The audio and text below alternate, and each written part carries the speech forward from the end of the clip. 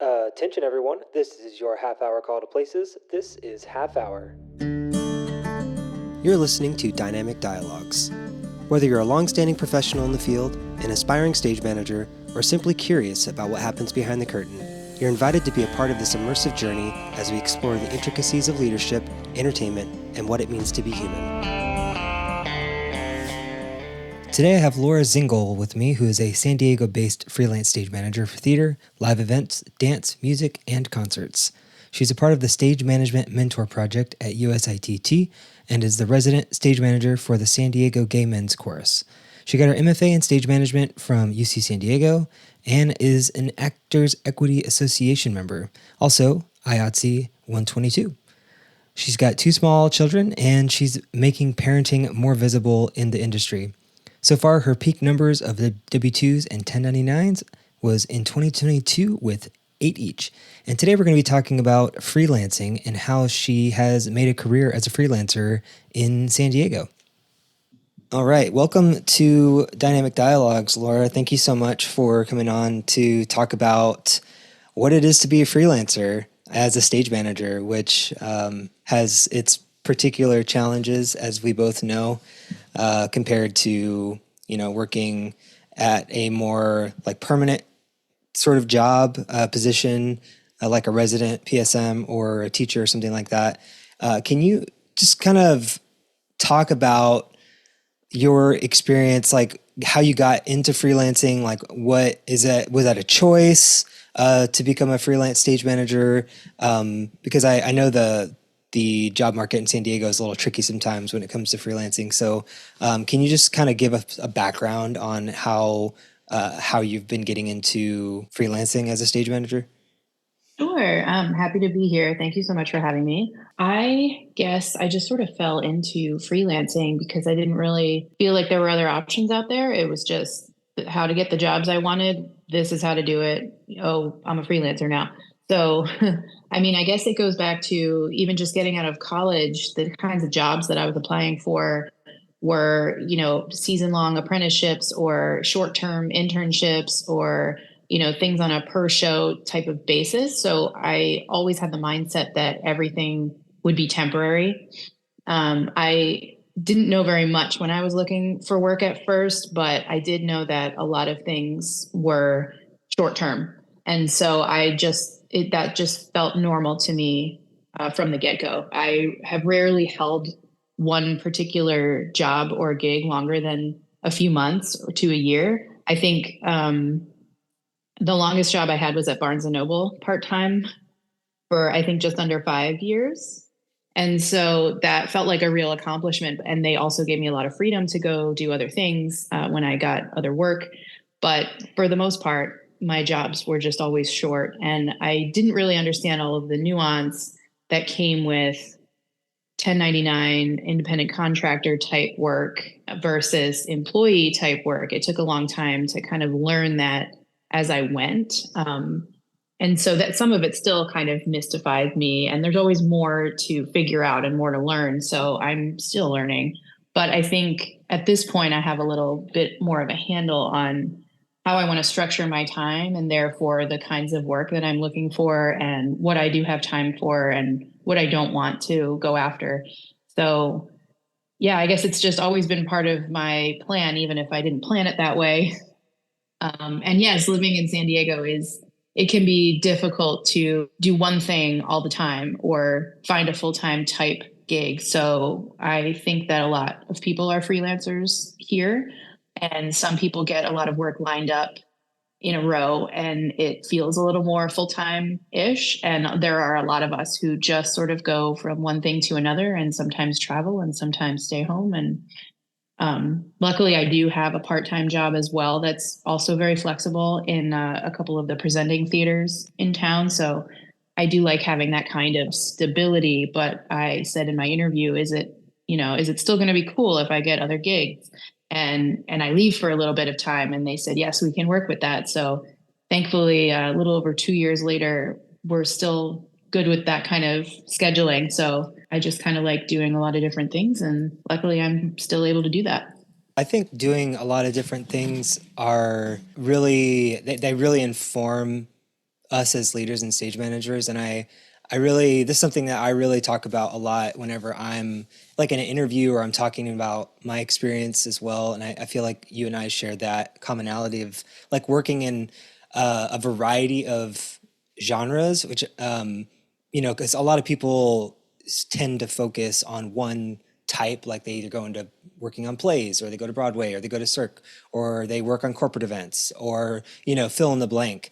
And I feel like they get so used, and it's not, I don't want to characterize this as a bad thing, but they get very used to the way that their workflow is and the way that they solve problems and the way that they communicate about certain things and their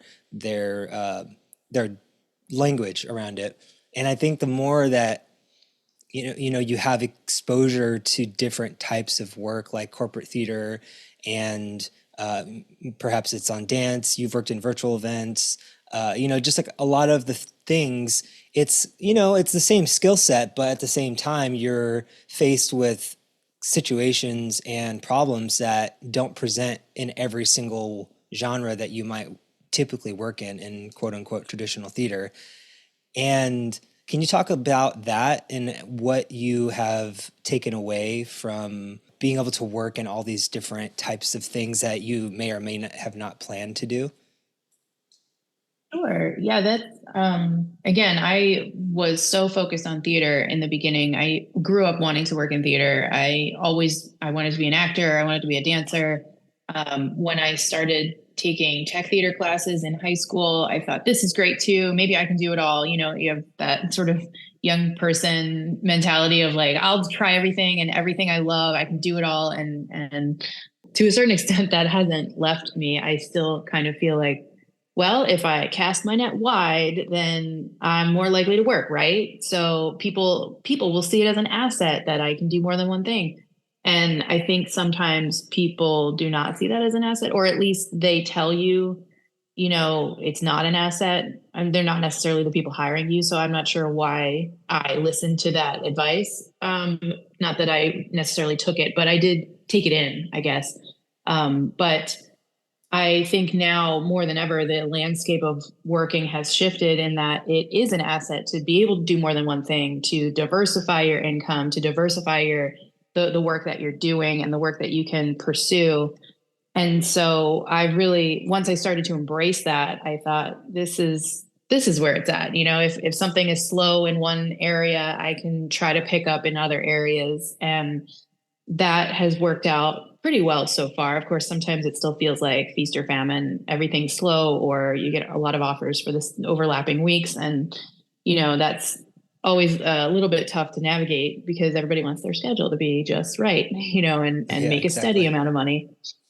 But I do think that once I started to, and I think it wasn't really until I was an electrician in college. And so when I applied for stage management type work and tech and electrician type work, and I stopped auditioning because I knew I wasn't really ready to go at it full time.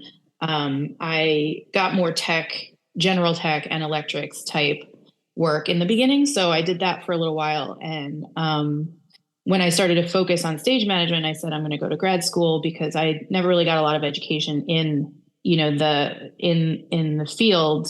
My college department was not super focused on practical type education in theater and getting a job and teaching you how to network and all of that. So I knew that I was lacking in, especially in that I wasn't getting the jobs, the apprenticeships, the fellowships, the internships in stage management.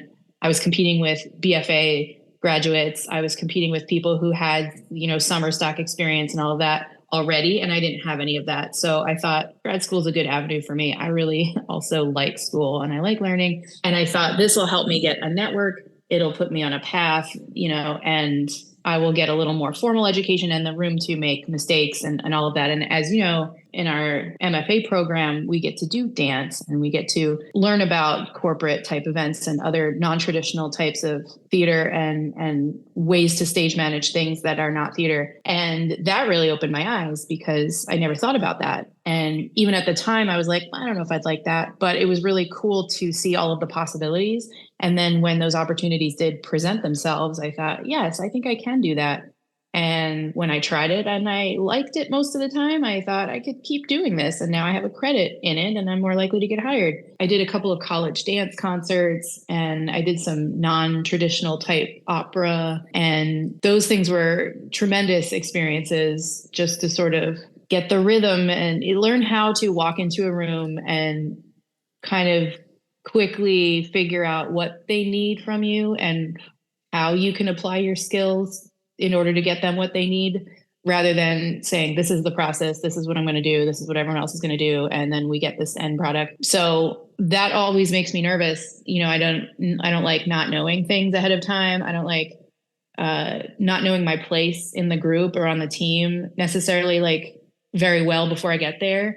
But after having done it in a lot of different arenas, I think now it's like a superpower and I'm so much more comfortable with walking into whatever it is, even if they don't have clear expectations of what they want from me or how they want me to work, I can go in and say, oh, I know what I need to do to get these people where they need to be with their event. Something that and going back a little bit to my question and just circling back on that was, that this uncertainty of knowing your place or what needs to get done, or kind of being in this space of like unknown, really know what's going to happen. We don't know what the expectations are. We don't know a lot of things, And I think that the more that you work in environments that don't have structure like that, like theater is a very structured environment, a lot more than most environments that I think that I've worked in, and probably you too.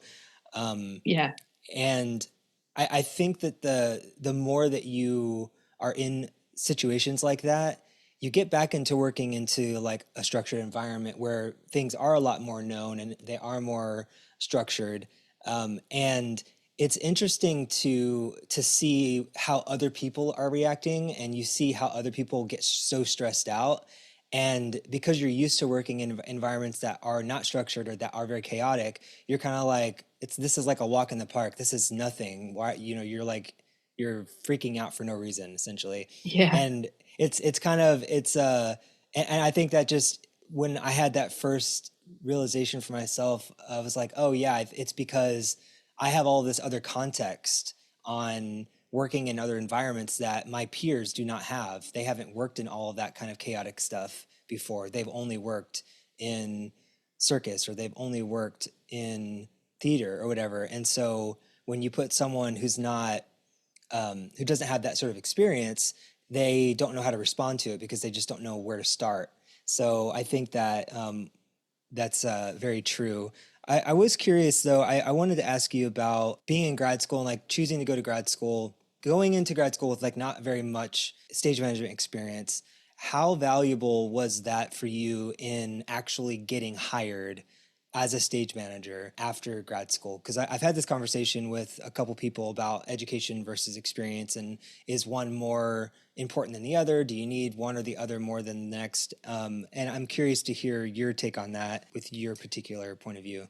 Yeah, I guess I'm not really sure how people perceived my resume when I was just getting out of grad school, right? Because I got hired somewhat, I mean, first I got hired as a PA on an equity show, which thankfully is happening a touch less these days, but it feels like sometimes they want to try you out, and you don't get Yeah. awarded the equity contract until you're a PA for a show and they kind of see how you work, which there's a lot of feelings about that type of thing, but I did it because I thought if this is what I need to do, then I'll do it once or twice, you know what I mean? So Right. there's Yeah. that. I went into grad school not having a lot of credits. I looked at grad school and then I waited a year to apply because I was thoroughly intimidated by the website of send us your portfolio and list your credits and send your paperwork samples. And I at that point was like, well, I'm doing community theater, I'm a team of one, I'm Yeah. largely self-taught, I'm copying the forms out of the back of one of the old stage management books Yeah. and handwriting them, Yeah. and Exactly. then typing my note. Like I don't know what, like for I don't know what I'm doing. I'm making it work and people seem happy with it, but like I don't know if I'm doing anything the way anyone else does it because I've never been on a team of stage managers in a professional setting. So I only, maybe that made me a good candidate for grad school because it's like, oh, you have the passion and the drive and you really want to do this and you sort of have the bones of like what it takes, but you need a little more structure and you need to learn how it works in the professional world and we can do that for you. So I don't, and then even leaving grad school, like it's not like I had a lot of work over the summer or anything to sort of add to my resume. I had little short-term gigs here and there. I guess I was kind of depending on the network that we build in the area, visiting the theaters and like talking to the staff and sort of having those little days where you go in and you help tape the floor at the Globe and you work with some of the staff of La Jolla Playhouse when you're at UCSD and those kinds of things and just hoping that the reputation of the program and the people that have come before you and that kind of thing will help you get the work. And then once you get some of that work, then other people will see your resume with those credits and say, hey, this person's legit. Maybe we should give them a try. So, I mean, I guess that's kind of the attitude I had leaving, but of course, it's hard to get a lot of consistent work if you're kind of just in one market. I always tell people, a lot of it depends on where you are and whether you're willing to travel for the work. And so, I, for whatever reason, thought that I should stay in San Diego and only try to get work in San Diego after graduating, I guess to keep my momentum going maybe was my thinking. In hindsight, I think it would have been nice if I had tried to travel a little more and get some work outside of this area before I had kids. And now that I have a family, it's a little bit more difficult to try to take a 2 or 3 month contract somewhere else. So, there's always things you might do differently with the hindsight. But overall, I guess even just out of grad school with people that you think you already know, staff people who could be hiring you that you think you already know, you're going up against people all over the place who have, more credits on their resume and bigger shows on their resume and people they already know that they've hired over and over. So I don't really know firsthand how that affected people hiring me, but I'm glad that everyone gave me a chance when they did. And not to mention that in San Diego, the two largest theaters often hire stage managers from out of town, New York or other places for some of their shows. So you're not only competing with local people who are trying to get positioned, you're also competing with stage managers from out of town, which is, that sucks. I mean, it just makes it that much harder. Right. And not just that, but people like directors who say, I want to bring my stage manager with me, or I like to work with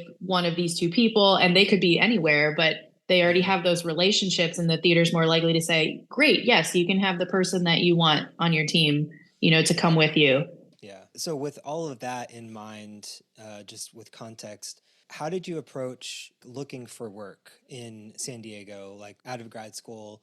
Were you looking at everything that was going on in San Diego? It sounds like you started at the local theaters, LJP and Old Globe, and probably Signet. How did you approach that, first of all? And then when you realized that, okay, I'm not getting work in the places that seem the most likely, how did you start to look in other areas that may or may have not been obvious, I guess? This sounds really funny, but it's hard to remember how things came up. I feel like people passed my name around and then I would get like a random email saying, hey, someone gave me your info and said you were a stage manager and we need someone. Are you willing to come in for an interview for this thing? And I was at a point where I said yes to absolutely everything. And I think that's actually how it happened. I mean, besides myself just sending my resume to production managers and or whoever is in charge of hiring at the Playhouse and the Globe and Signet and San Diego Rep. Those were the main theaters in town that were easy to get to. There's also a couple of theaters kind of north of here that are a little bit more of a commute, but I think I sent them my resumes as well. And then once people have your resume, you never know when they're going to contact you again, even if you don't hear from them. And then you might get an email a year later saying, oh, hey, I still have your resume on file and we need somebody, in 2 weeks. Do you happen to be free? And you're like, oh, okay, cool. Like you actually did keep my resume on file. Neat. Um, so yeah, I guess I sent my resume to everyone I could. I tried to keep in touch with the relationships, the people that I, gotten to know through grad school and just after. And then anyone, I said, feel free to pass my name around, or whatever. And that's probably how I got to, and also, having relationships with designers and people that you've worked with in grad school or just after, or, just out there, wherever. Sometimes a designer is hired earlier than you are, and they're in a meeting and they say, oh, we still need a stage manager for this, we haven't hired one yet, and the designer will put your name out there, which is amazing. And I think I've had that happen a few times, where I've gotten into a project because a lighting designer suggested my name, and that's pretty awesome too. I think that might be how I got on the dance shows. It's how I got to do one of the summer opera things. Um, and it's Charisse Mojgani, by the way. Like, she's a great lighting designer. She's the best. I love working with her. She's on the East Coast now, and a professor. And shout out to Charisse. I love working with her. And I think that she's given my name out a little bit. And that's where some of these random jobs where I have done a show or two with them or something, and then we've both moved on. Where now I can't remember how they knew me and how they found me. So you never know who is going to suggest you in a room, which is really cool if it happened. Yeah.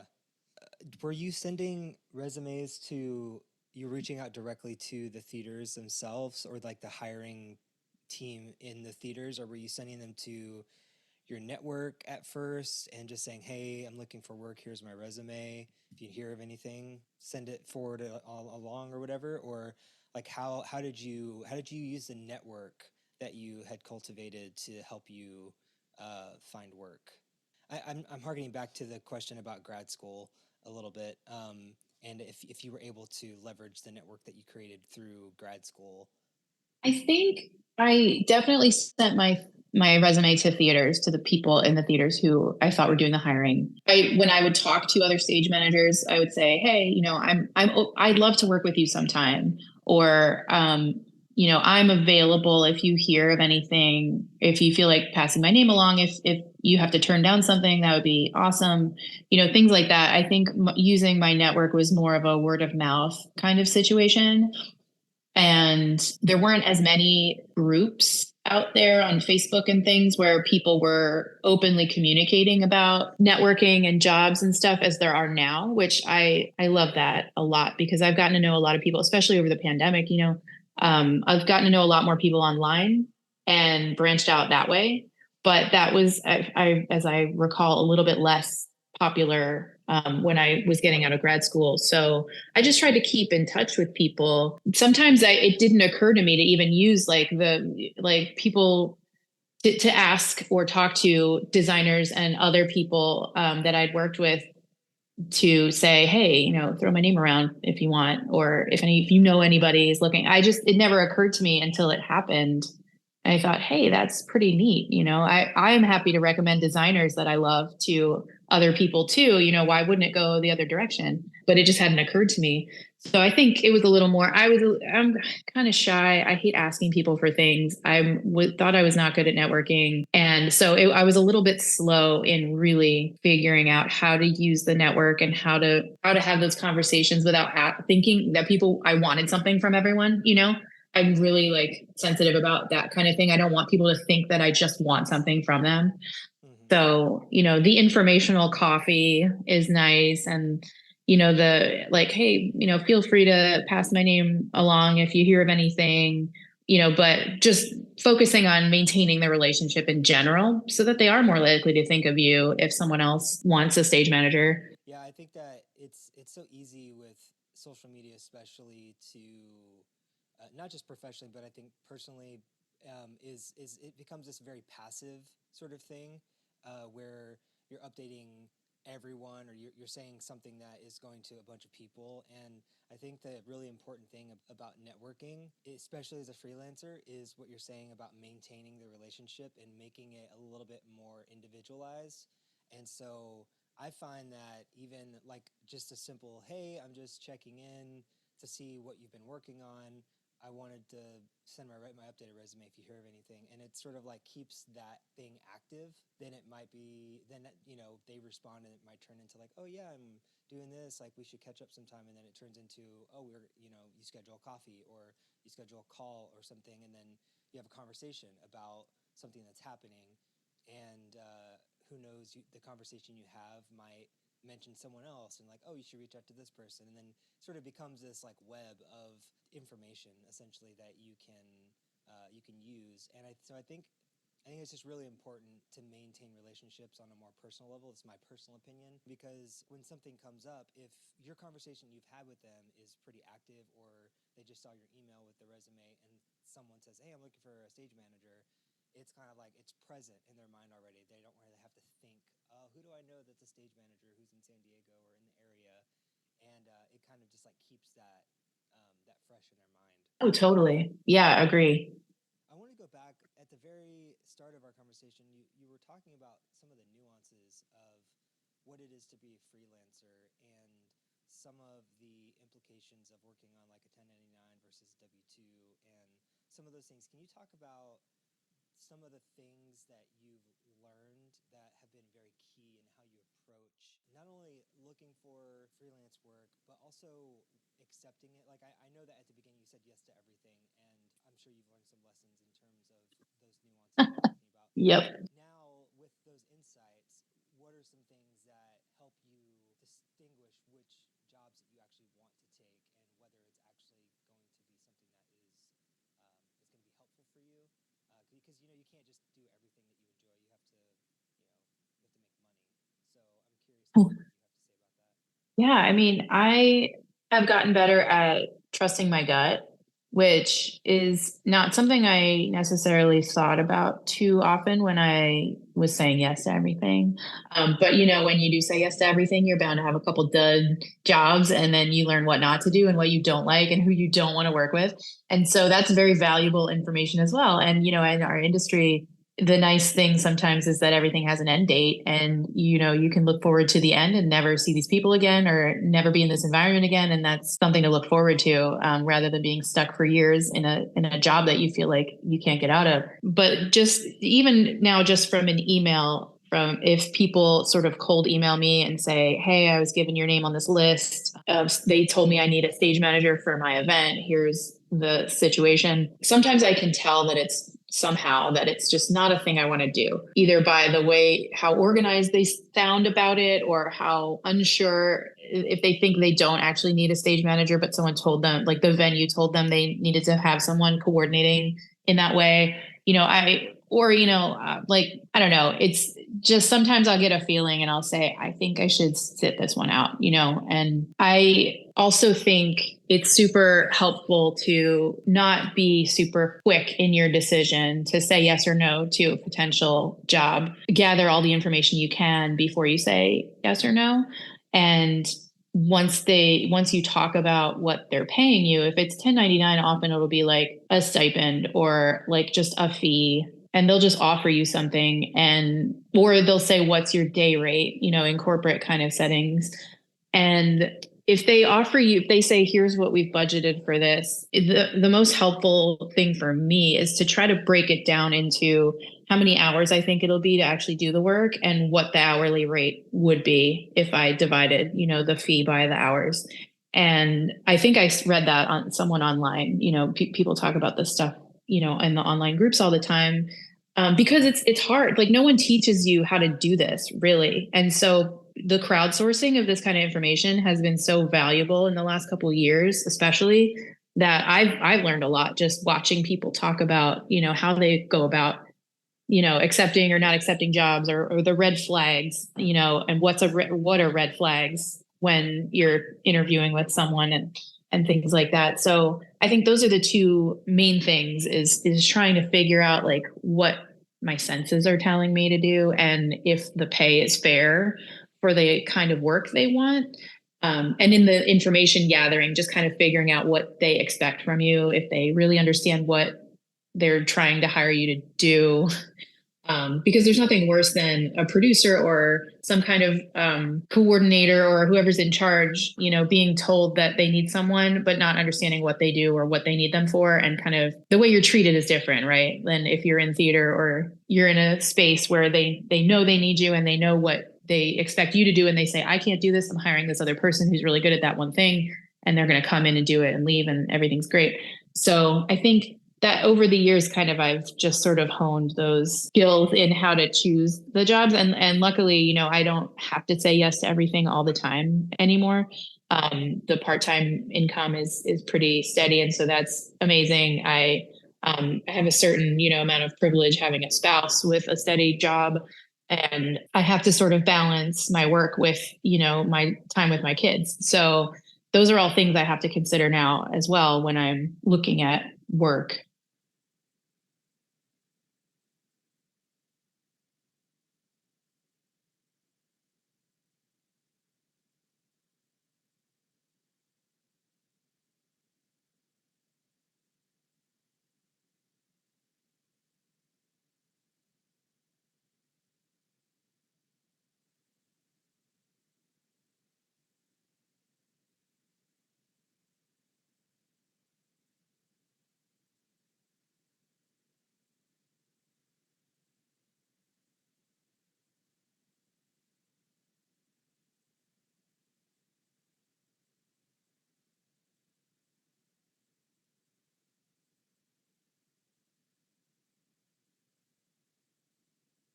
Right.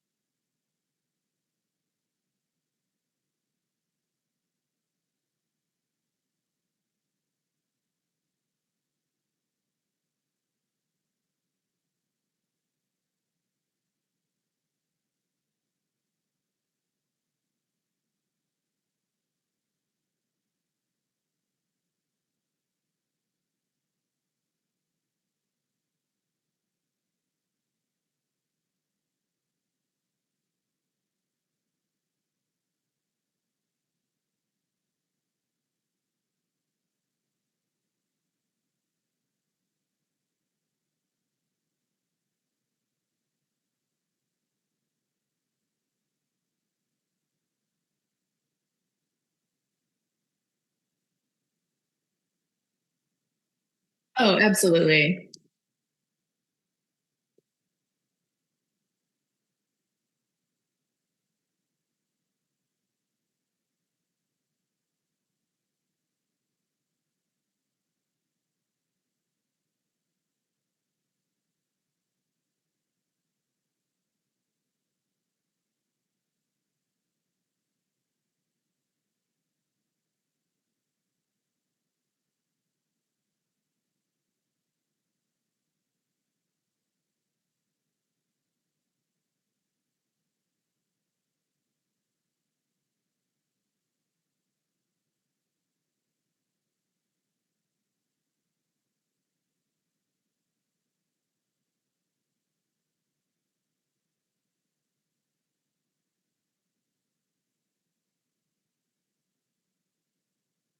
Oh, definitely. Yeah, you're right. And it's not a one size fits all kind of thing, right? It's just sort of like one benchmark in figuring it out. I think more it's when I do that, when I divide the time by the pay, it's more about how much time on site am I going to be there? And then how much pre-production type things are expected of me? Like, is there a weekly meeting?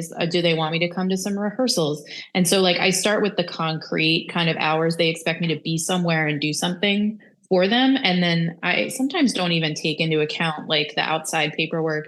Like if they're telling me they'll pay me an hourly rate for the pre-production work that I'm doing, then that's one thing. But just kind of taking the expectation of when you're supposed to be somewhere, and even just dividing the total pay by that to get a reference point to start with is a good idea in a lot of cases. But you're totally right. Like that can't be the only metric that you're using.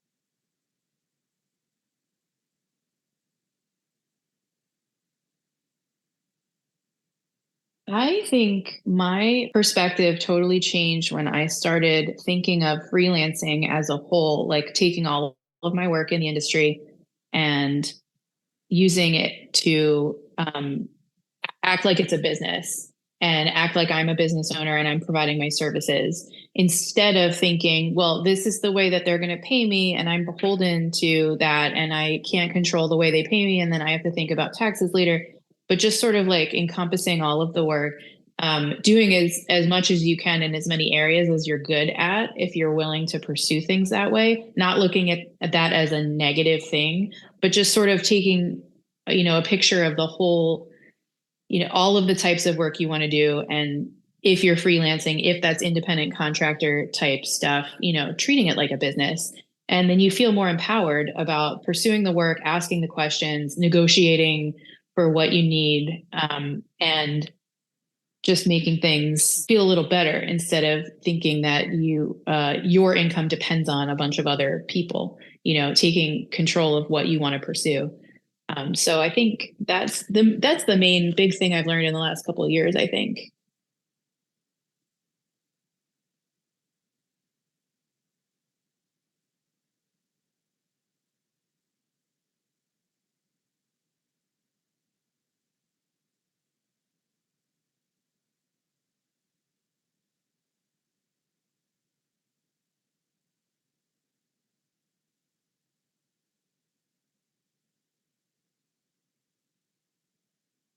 My pleasure. Thank you so much for having me. I'm happy to talk anytime. I think I like talking, but it's been great. Thank you so much. Thanks for listening. If you enjoyed this episode, please consider checking out the Half Hour blog at itshalfhour.blog, where we have multiple articles around leadership topics, communication tips, and much more. So check it out at itshalfhour.blog. If you'd like to learn more and listen more to this podcast, you can check it out at dynamicdialoguespodcast.com. We have new episodes every Monday. Click the subscribe button and you'll be notified when they're released.